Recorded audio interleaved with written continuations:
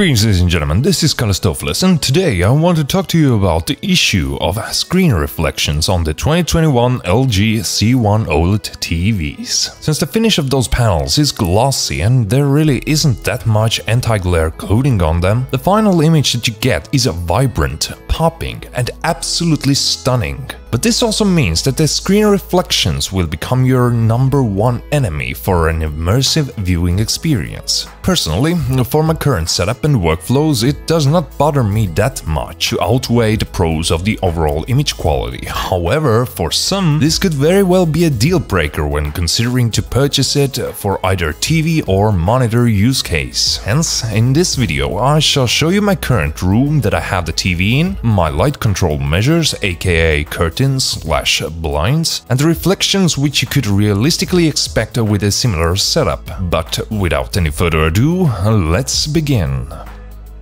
So this is the room I have the TV sitting in as my primary PC display device. I have a windowed corner completely filled in with blinds in order to enjoy the OLED to its fullest during evening hours. Why evening hours? We'll get to that in a bit. And yes, no need to comment on the uselessness of having such big windows in the first place, when all you do with them is to block them up. That's a whole other topic to discuss.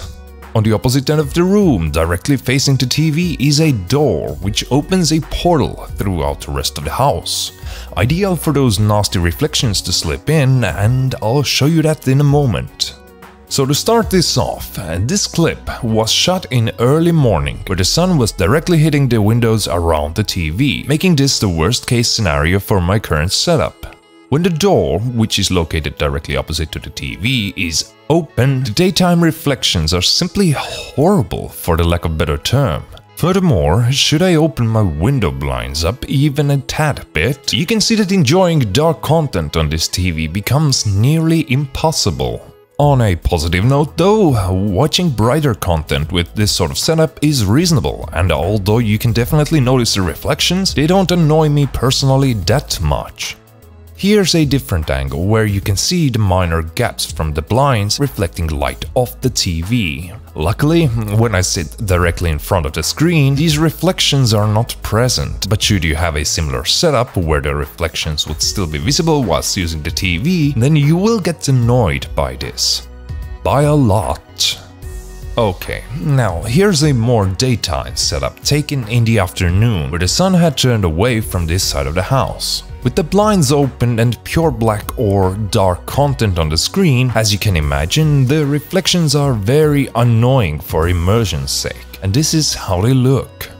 Brighter content looks better than what I got with the morning sun, but definitely not perfect. For me personally, watching bright content with this amount of reflections is not an issue, as generally I would be working during this time of the day, and I tend to enjoy the entertainment content during evenings when the room is dark anyways. Your mileage might vary, and here are just some additional shots when we close the blinds. First on the left side of the TV, with blinds open and closed.